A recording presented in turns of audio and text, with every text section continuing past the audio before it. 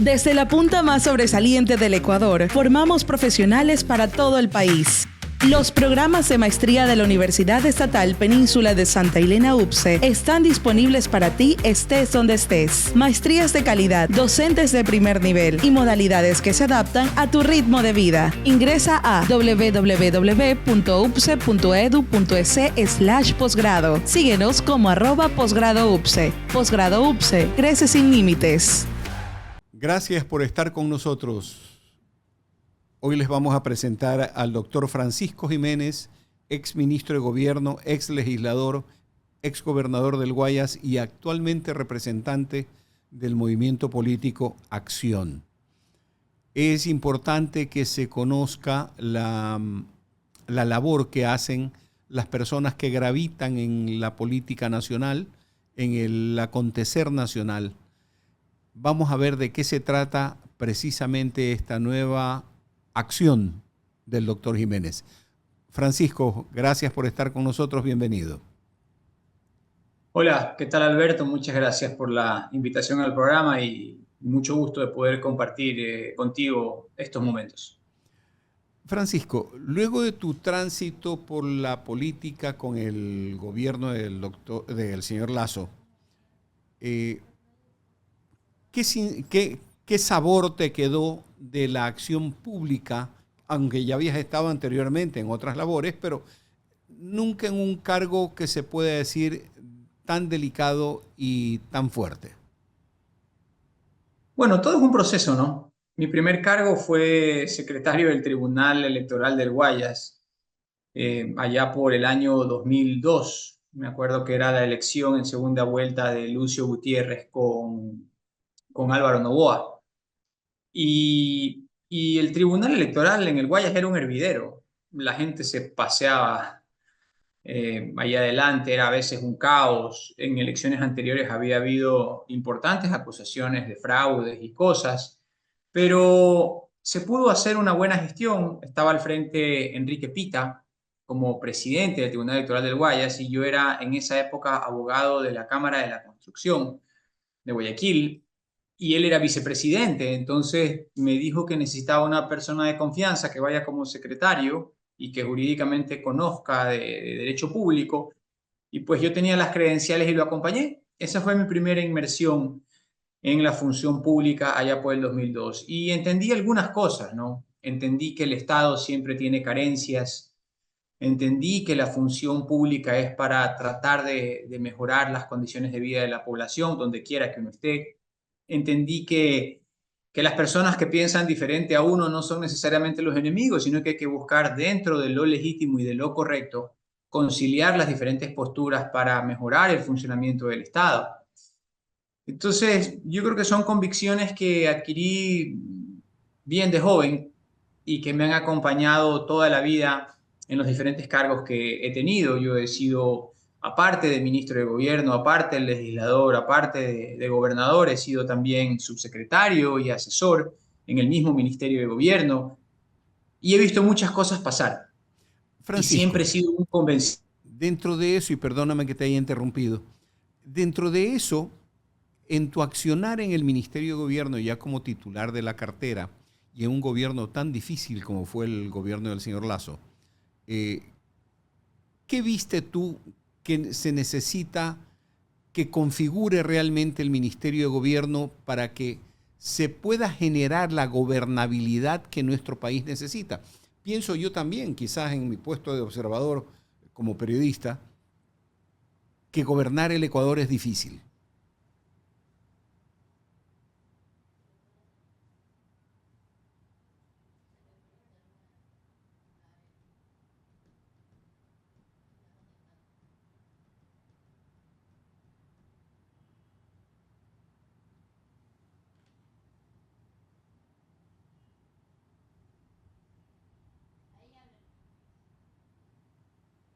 ¿Sí me escuchas, Sí, Alberto? totalmente. Te repito la pregunta. Estando en el Sí, sí. Ministerio de Gobierno, en un puesto tan importante y en un gobierno tan complicado y con tantos bemoles que tuvo el gobierno del señor Lasso, ¿qué puedes decir que sacaste de elección directa que se puede implementar para poder tener una verdadera gobernabilidad en el país y que se puedan manejar los poderes acorde el uno con el otro, generando el bienestar que la población necesita? A ver, yo creo que lo primero es que gobernar es posible, aún en las condiciones más extremas y más difíciles. Segundo, que los procesos son importantes, porque cuando uno gobierna con poco proceso o con poco equipo o, o con algunos déficits en la gestión gubernamental, al principio no se nota, pero después se nota mucho. Y tercero, que las personas que piensan diferente a uno no son necesariamente nuestros enemigos. Simplemente pertenecen a otro esquema de pensamiento, se han criado en otra dimensión, con otras necesidades, y esas son cosas que tenemos que entender. Aparte, puede haber gente descalificada que haya sido electa para los cargos, pero nosotros no los pusimos ahí, los puso la gente. Por lo tanto, nos toca, respetando la ley y siendo fiel a nuestros principios, buscar interactuar con ellos para solventar los problemas que tiene el país. Entonces, yo creo que hay algunas cosas allí que fueron de un gran aprendizaje para mí. A mí me tocó muy duro, porque cuando yo llegué al Ministerio de Gobierno, el proceso gubernamental en el cual estaba el país ya estaba un poco descompuesto, ya había conflictos, ya se anunciaban marchas, yo llegué el 30 de marzo del 2022 y ya estaban anunciadas las marchas que se iban a planificar para mayo y para junio. Entonces, era como el cajón desastre de los problemas del Ecuador. Y yo sabía un poco lo que se venía, me consideraba capacitado para la tarea y en ese momento tuve un convencimiento, y es que si nos iba a tocar atravesar un mar embravecido, algo de positivo había que sacar de allí. Y lo que en ese momento se nos ocurrió fue el tema de la implantación de las mesas de diálogo como solución a buena parte de los problemas que en ese momento estaban aquejando al Ecuador. Dentro de eso, Francisco, todo esto vino a formar parte de lo que luego fue la conclusión de la disolución de la Asamblea, la muerte cruzada, y hemos llegado a un punto en el que esa acción política nos está pasando factura en este momento, por las alianzas que se fueron dando, por los encuentros políticos coyunturales que se fueron dando, pero que en este momento ya han generado o ya se ha notado el problema que se causó, el problema de fondo que se causó. ¿Tú crees de que el camino fue el correcto? A ver, cuando yo llegué, ya se estaba discutiendo la muerte cruzada, la primera vez, en marzo del 2022. Ya había una crisis para ver si es que el presidente disolvía o no disolvía la asamblea y se iba a elecciones o no se iba a elecciones. Me preguntaron cuál era mi opinión y yo dije, mire, eso para mí es relativamente, cualquiera de los dos escenarios, si hay que afrontarlos, hay que afrontarlos, pero lo importante aquí es que si se decide uno por no decretar la muerte cruzada, tiene que restablecer puntos de contacto con la asamblea y con una serie de instituciones. Y si es que se resuelve por el primer escenario de dictar la muerte cruzada, entonces hay que ir con todo porque va a haber elecciones y va a haber un momento de inestabilidad en el país. Esa fue mi posición. Yo no tenía en ese momento particular preferencia por un escenario u otro, pero los dos caminos eran distintos. Entonces yo llegué con ese tablero. Y luego, cuando estuve en la gestión, que duró un año, afronté 3 procesos de destitución del presidente. Uno, en la asamblea, que ganamos la votación. Otro, en las calles, cuando superamos todo el conflicto que hubo en junio de 2022 y se instalaron las mesas de diálogo. Y el tercero, en el Consejo Nacional Electoral, que más como abogado que como político, nos tocó llevar a cabo una serie de descargos de lo que sí había hecho el presidente para que la petición que habían presentado unos cuantos ciudadanos ahí no prospere. Es decir, nosotros prevalecimos en los 3 escenarios que se intentaron de destitución del presidente Lasso en ese momento. Luego yo ya salí en febrero del 2023 y la muerte cruzada se produjo 3 meses después, en mayo de 2023. Por lo tanto, en lo que a mí respecta, creo que con la frágil embarcación que nos dieron para navegar en esas aguas turbulentas, en esa época de tormenta, pudimos llevar el barco, A en buen lo que a puerto. nosotros respecta, a la gestión del ministerio, a buen puerto. Volvemos en el siguiente bloque, Francisco, para analizar lo que ha ocurrido de la muerte cruzada para acá y cómo inicias este movimiento Acción y cuáles son, cuál es el norte, cuál es la estrella polar de ese movimiento. Volvemos enseguida.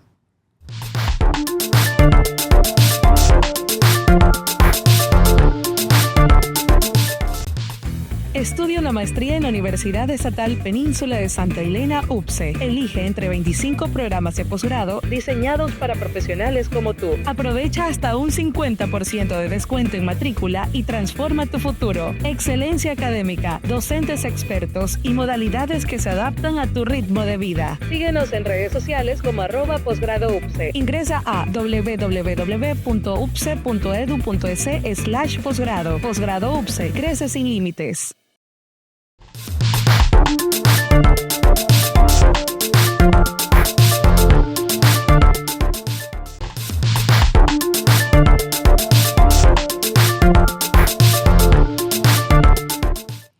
Francisco, nuevamente volvemos. ¿Usted cómo ve el proceso que se dio luego de que se realizó la muerte cruzada? El periodo de transición de la primera elección del presidente Noboa y ya en este momento los 4 años que conforme a la Constitución le tocan en la elección definitiva, se puede decir así, porque yo creo que no hubo primer periodo, sino que se completó el periodo presidencial en ese año y medio que fue de gobierno del primer momento del presidente Noboa. Bueno, primero que era un escenario completamente atípico porque el país nunca había tenido unas elecciones a mitad de término presidenciales. Nos ha pasado y hemos tenido momentos de mucha inestabilidad política, pero digamos que eran bajo otro parámetro, porque no era una inestabilidad política aupada institucionalmente por el sistema. Acá todo estuvo enmarcado en el sistema. Institucionalmente se procedió conforme a lo que establece la Constitución, pero igual se derivó en un escenario de inestabilidad política porque se produjeron unas elecciones a mitad de término que nadie las tenía dentro del espectro. Bueno, algunos actores políticos sí la tenían porque se había venido hablando de la muerte cruzada, pero eso dio paso a una serie de momentos y circunstancias que obligaron a todos los actores políticos a adaptarse. Y dentro de esas circunstancias emergió, bajo un escenario muy convulsionado, la figura del presidente de la República, Daniel Noboa, que primero pues ganó las elecciones, unas elecciones terribles, manchadas con sangre, por el asesinato de un candidato presidencial, que fue Fernando Villavicencio, y que luego pues dio paso a un tiempo reducido para completar el mandato de lo que hubiese sido el mandato del expresidente Lasso. Y de allí para adelante apenas hemos estado 2, 3 meses con el nuevo gobierno, sin embargo da la impresión de que ya hubiesen sido años por todo lo que ha sucedido y por la serie de vicisitudes que ha debido afrontar el nuevo gobierno frente a los problemas que tiene el país. Frente a estos problemas a los que tú acabas de hacer alusión, podemos decir de que el problema de la inseguridad, la delincuencia, si bien es cierto, traen un bagaje de anterioridad, esto es desde cuando se cambiaron leyes, una serie de cosas, y se dio la permisibilidad de que actúen libremente los grupos delincuenciales. ¿Tú crees de que la acción del gobierno en este momento está logrando contener esa acción delincuencial, esa acción de narcotráfico, o se necesitan otro tipo de acciones? Todavía no se lo ve. Sin duda que la situación en las cárceles ha mejorado, porque ya no se ha visto los motines terribles con escenas de barbarie absoluta que se producían meses atrás en las cárceles en los últimos años. Y ese probablemente es una de las características que marca el conflicto de seguridad que tenemos actualmente en el país. No solo es la existencia de los grupos delincuenciales organizados, no solo es la penetración del narcotráfico en los diferentes estamentos de la vida pública en el país, es también el problema de infraestructura, de hacinamiento, de falta de servicios y de falta de controles que existen en las cárceles.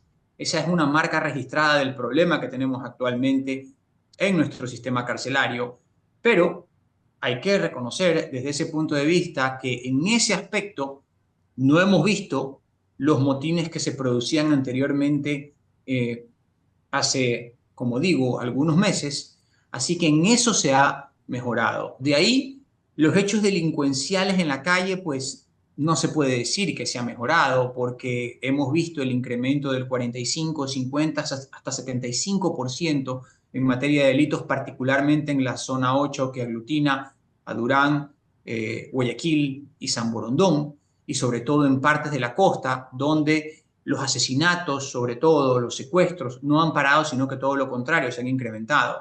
Entonces, ese otro capítulo que tiene que ver con el desarrollo de la delincuencia en la calle, a lo largo del país, particularmente en el sector costa, no ha mejorado, ha empeorado, pero tenemos que estar atentos a lo que sucede en los próximos meses porque pienso yo que el proceso de extradición que se sigue con alias Fito, que está en camino, también va a generar cambios en el mapa del delito dentro del país, porque es un precedente que tampoco nunca lo habíamos vivido y que ahora con las herramientas institucionales de las que se tiene y de colaboración que están sumándose con países importantísimos para nosotros como Estados Unidos, se van a desarrollar y seguramente van a introducir cambios en la forma que tenemos de entender el delito dentro de nuestro país. Dentro de esto, Francisco, dentro de la forma de entender el delito, como el desarrollo del delito, como tú lo acabas de decir, tenemos también que entender de que el delincuente, si bien es cierto, responde a situaciones coyunturales en este momento, pero la gente trae desde atrás una especie de mochila en la que posiblemente cualquier rato saca la banderita de yo soy delincuente. ¿Qué tendríamos que hacer? ¿Faltan soluciones culturales? ¿Faltan soluciones educacionales? ¿Qué papel debe cumplir la sociedad y qué papel debe cumplir el gobierno? A ver, el problema de Latinoamérica es la violencia. Y la violencia se asienta en dos variables, en la pobreza y en la desigualdad, porque son el caldo de cultivo de la violencia. No es algo de hoy, no es algo de ayer, es algo desde la fundación de la República. Latinoamérica es un continente violento porque es un continente con mucha desigualdad y porque es un continente con mucha pobreza. Hay otros escenarios, por ejemplo, en India. En India hay pobreza, sin duda alguna. Estamos hablando de 1.000 millones de personas, pero no hay tanta desigualdad. En el estado de Kerala, por ejemplo, que es uno de los más pobres de India, los índices de violencia son bajos porque han por lo menos establecido un nivel básico de satisfacción de necesidades que aunque con carencias se los maneja de otra forma. Entonces, hay sin duda alguna componentes culturales y componentes estructurales en el desarrollo de la violencia en Latinoamérica y por eso es que el problema es complejo, que tiene que abordarse desde un punto de vista multidisciplinario, no solo desde la represión, no solo desde el combate al delito, no solo desde el incremento de penas, sino también desde el mejoramiento de la infraestructura, desde el involucramiento de los gobiernos locales, desde el involucramiento de otras instituciones de carácter público y también gremiales de carácter privado, porque esto viene en un combo y si no se aborda el problema multidisciplinariamente es muy complejo obtener resultados. Yo en ese caso tengo la experiencia de lo que viví en la gobernación del Guayas, eran otras épocas y eran otros tiempos, del 2008 al 2009, donde Claro. vi que no había una institución que estructure la respuesta en materia de seguridad en la provincia. Y lo que hicimos nosotros en esa época fue establecer un Consejo Provincial de Seguridad que involucraba a los gobiernos locales, a órganos del aparato estatal, a Secretaría de Riesgos, a bomberos, a una serie de gremios, y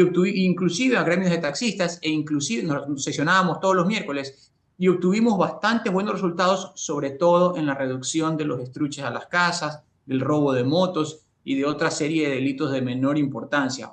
Hoy las cosas han cambiado, pero los principios institucionales de coordinación, de ejecución y de intervención se mantienen, porque nosotros no estamos inventando el agua tibia ni el hilo negro. Cuando uno trabaja interdisciplinariamente con diferentes instituciones y tiene un propósito claro, con objetivos determinados a corto, mediano y largo plazo, los resultados aparecen. Definitivamente, y precisamente para ver lo que has acopiado en conocimiento, experiencia y lo que estás planteando hacia futuro, volvemos al siguiente bloque.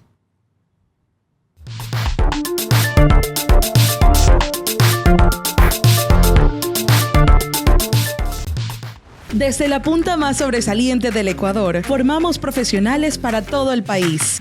Los programas de maestría de la Universidad Estatal Península de Santa Elena UPCE están disponibles para ti estés donde estés. Maestrías de calidad, docentes de primer nivel y modalidades que se adaptan a tu ritmo de vida. Ingresa a www.upce.edu.es/posgrado. Síguenos como @posgradoupce. Posgrado UPCE, crece sin límites.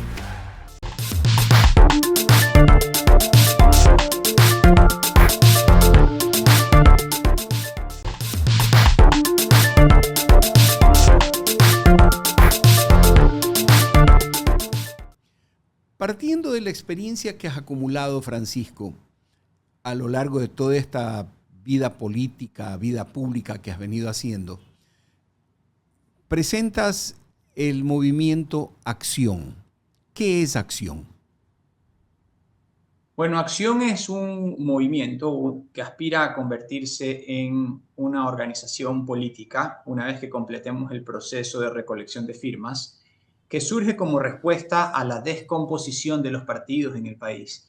Porque si hay algo que personalmente a mí me molestó mucho, fue ver esa descomposición partidista de partidos garaje, de partidos que estaban a la venta, de partidos cascarón vacío, de partidos secta, que le han hecho mucho daño a la democracia.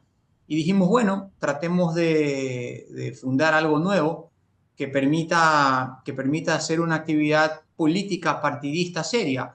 Está claro que en algún momento habrá que aspirar a captar el poder, porque para eso también se constituyen los partidos, pero ese no debe ser el norte. El norte debe ser mejorar la calidad de nuestra democracia. Y claro, a partir de mis convicciones, nosotros definimos que, y de las convicciones de quienes nos acompañaron en este movimiento, en los cuales hay exgobernadores, exfuncionarios en diferentes provincias del país, muchos de ellos estuvieron en el gobierno del expresidente Lasso, decidimos, o mejor dicho, le dimos forma a la organización en función de dos principios que nos parecen fundamentales en cualquier actividad pública, que es la justicia social y la democracia. Son dos aspectos que a mí personalmente me han acompañado toda la vida. En mi primera etapa yo siempre impulsé y tomé decisiones en función de qué organización tenía esos principios de justicia social que estaba buscando. Y en mi segunda etapa, curiosamente, al ver que tomaban forma procesos autoritarios en el país, siempre pensé que era fundamental tener una organización que protegiera e hiciera prevalecer los principios democráticos por cualquier condición coyuntural. Entonces hemos recogido estos dos aspectos que forman parte no solamente de mi experiencia, sino de la experiencia de muchos actores políticos con los cuales hemos venido trabajando esta propuesta, y le dimos forma en un movimiento que tiene 7 principios de equidad, de respeto.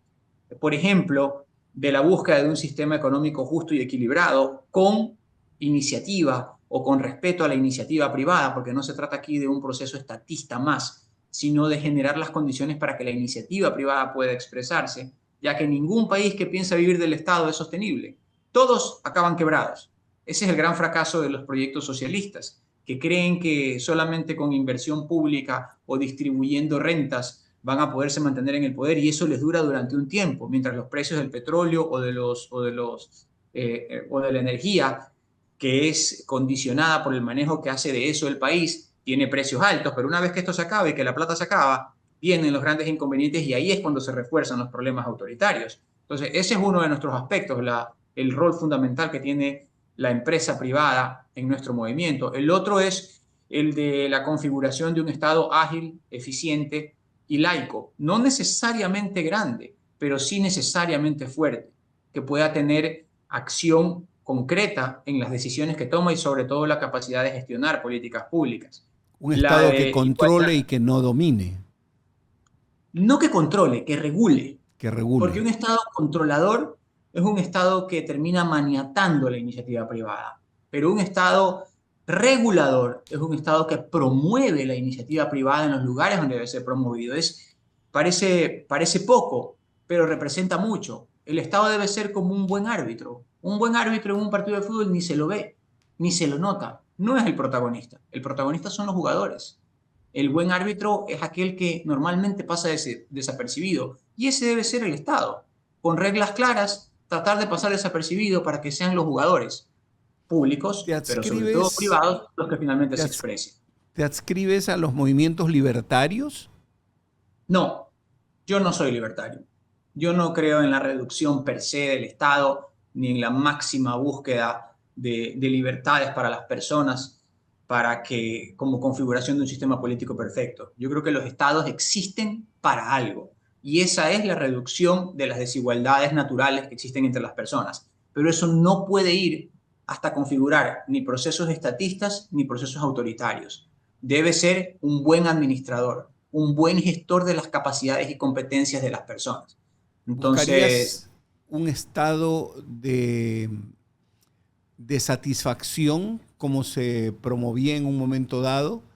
¿O qué tal vez modelo la es? tradición de mi pensamiento se inscribe en un pensamiento de centro, tal vez un poco más socialdemócrata, es tal vez una versión moderna de socialdemocracia, con algún corte keynesiano, pero con un componente de iniciativa privada muy importante. Yo creo que definitivamente nosotros no estamos en los extremos, porque los extremos son los que le han hecho mucho daño, particularmente en Latinoamérica, y sobre todo los populismos antidemocráticos y autoritarios, tanto de izquierda como de derecha. Por lo tanto, nuestra vía es la de configurar un Estado ágil, eficiente, que funcione, con una justicia independiente, con la eliminación de cualquier forma de discriminación, y sobre todo con la instauración de procesos democráticos sostenibles en términos de nuestro medio ambiente. En la experiencia de haber manejado el Ministerio de Gobierno en un gobierno de un representante de la derecha como fue Guillermo Lasso, ¿te dejó algún sinsabor al respecto? ¿Te hace rechazar las formas de gobierno de la derecha y eso te lleva hacia un centro? ¿O piensas de que la derecha te dejó algunos elementos positivos de la acción? Yo creo que la derecha tiene una visión del funcionamiento del mercado que es muy interesante, y del apoyo que tiene que tener la iniciativa privada, que es muy interesante. Donde se equivoca la derecha es en el funcionamiento institucional del Estado, el de intentar reducirlo a la mínima expresión, el de buscar que la tesis económica fluya desde quienes más tienen hacia quienes menos tienen, en vez de buscar el empoderamiento de diferentes sectores ciudadanos. Por otro lado, creo que la izquierda estatista se equivoca cuando quiere convertir al Estado en el centro de la vida de las personas. Por ejemplo, para regular el cuidado de los hijos, o lo que uno piensa, o lo que uno cree, o las prácticas culturales que uno tiene, y navegar entre ese estatismo que debe ser rechazado, o esa inexistencia de regulaciones, que es lo que promueve en este caso sectores más fanáticos de la derecha, es donde finalmente los proyectos políticos terminan fracasando. El Estado existe para algo, y ese Claro. algo es la reducción de la pobreza y la reducción de las desigualdades, pero eso no puede ir hasta maniatar las posibilidades, las capacidades y las potencialidades de quienes tienen mucho que dar y que finalmente terminan siendo la razón por la cual los estados avanzan adelante, que es la iniciativa privada. Para terminar, Francisco, porque se nos acaba el tiempo, dinos cuáles son los siguientes pasos que vas a tomar para la presentación, creación y puesta en manos de la gente de tu movimiento, de este movimiento político Acción. Bueno, nosotros Ya hemos venido caminando 1 año y medio en este proceso, tenemos estatutos aprobados, tenemos directivas en 10 provincias, tenemos la clave que ya nos han entregado, hemos avanzado con un proceso de recolección de firmas importante, es tedioso, es largo, es duro. No hemos dejado de conversar con algunas organizaciones políticas en las cuales encontramos algunos aspectos de afinidad. No es fácil porque no hay tantas organizaciones políticas en este país, pese a que hay 282. No hay tantas con las cuales se pueda llevar a cabo un proceso político tal como nosotros lo entendemos, pero no hay que renunciar a eso porque los países no es que un día cierran la puerta y se van a otro lado. La gente sigue viviendo, los problemas siguen existiendo, por lo tanto todos los días es una oportunidad para buscar soluciones. Así que dentro de esta coyuntura que viene, nosotros vamos a seguir impulsando la constitución del movimiento, la constitución del partido, y no descartamos, como lo he dicho en las anteriores coyunturas, la posibilidad de participación en un tablero de elecciones seccionales. La vez pasada también hubo algunas coyunturas interesantes que podían permitir una participación, pero decidimos no hacerlo porque nos parecía muy prematuro y porque la prioridad era y sigue siendo el movimiento. Así que yo creo que esa es la hoja de ruta que tenemos. Uno nunca debe ni obsesionarse con participar, ni tampoco descartarlo, pero esa es la última fase de construcción política. ¿Alguna candidatura a la vista? No, por ahora no tengo ninguna candidatura a la vista. Hay algunas conversaciones a la vista, sí, y hemos tenido contactos con algunas organizaciones políticas también, pero piano piano va lontano, como dicen los italianos. Así es, Francisco. Ha sido muy agradable conversar contigo nuevamente a los tiempos. Tú eres una persona que ha estado presente en la vida política de modo permanente y tienes un tránsito muy definido dentro de lo que es la socialdemocracia, con nombre o sin nombre, pero va por ahí la cosa. Te agradezco mucho, Francisco, y estaremos molestándote continuamente para ver por dónde va Acción. Muchas gracias, Alberto, y siempre un gusto poder aterrizar estas reflexiones que también nos ayudan a redefinir y a afirmar nuestro horizonte. Gracias. Estuvo con nosotros Francisco Jiménez, activista político desde varios niveles y actualmente promoviendo el movimiento Acción. Alberto Franco les agradece por haber estado en compañía de Cascabel y volveremos cualquier momento del día, de la noche, así es en redes, así es en la web, trayéndoles la novedad política y todo lo que se nos dé en la actualidad nacional. Gracias.